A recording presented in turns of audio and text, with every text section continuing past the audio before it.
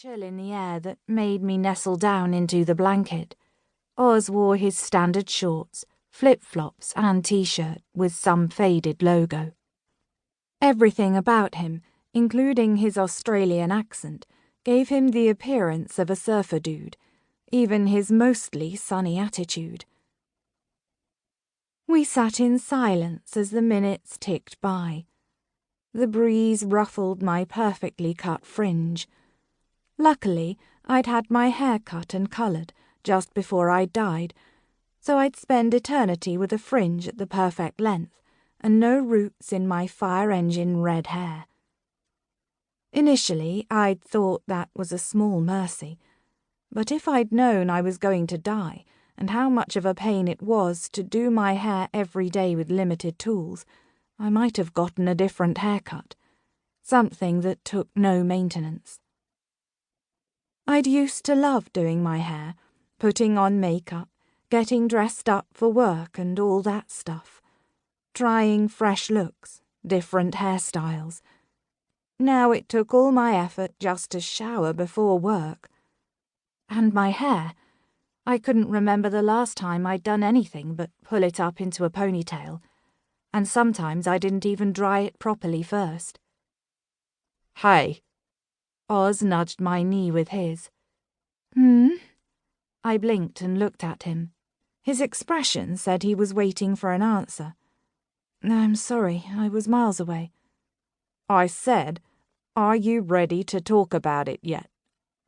I shook my head and turned back to the lawn puzzle. I've got nothing to say. And that was the truth. I wasn't trying to hide anything. I literally had nothing to say. My brain supplied nothing. It was as if there were a hole where all those opinions were kept. And it just kept growing. At first, I'd had nothing to say about small things, like the general conversations with my housemates about random stuff. Then it had grown to things like how my day was, which had always been a prominent topic for discourse. Even when I wasn't finding dead bodies, there was always someone who'd annoyed me or something good to complain about. But now it didn't feel like it was worth talking about.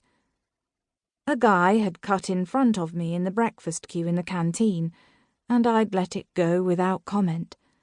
I'd let him go before me. I didn't challenge him on it, and I didn't mention it.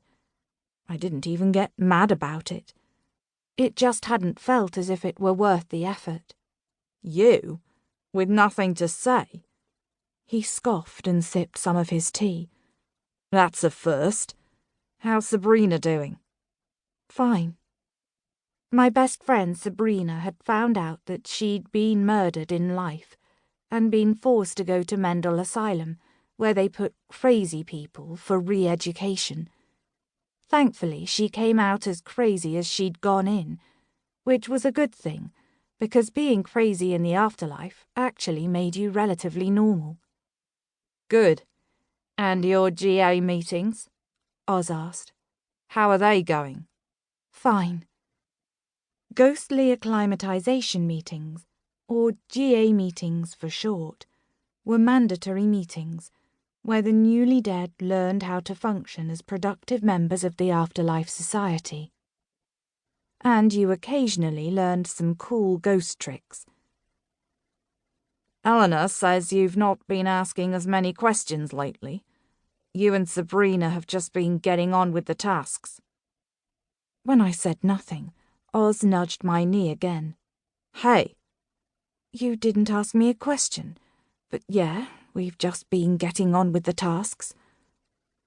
I'd stopped questioning Eleanor about things, because the answer was always, "Don't ask." And honestly, I'd gotten to a point where I didn't really care what the answer was anymore. "Great. And arrivals?" Oz pressed. "Now that Sean is... what is his job title again?" "Chief Morale Officer," I said, and shifted my gaze from the lawn to the suffocating blanket and its pinhole stars. Sean had been my trainer, but when they created a new position for him, they'd certified me to...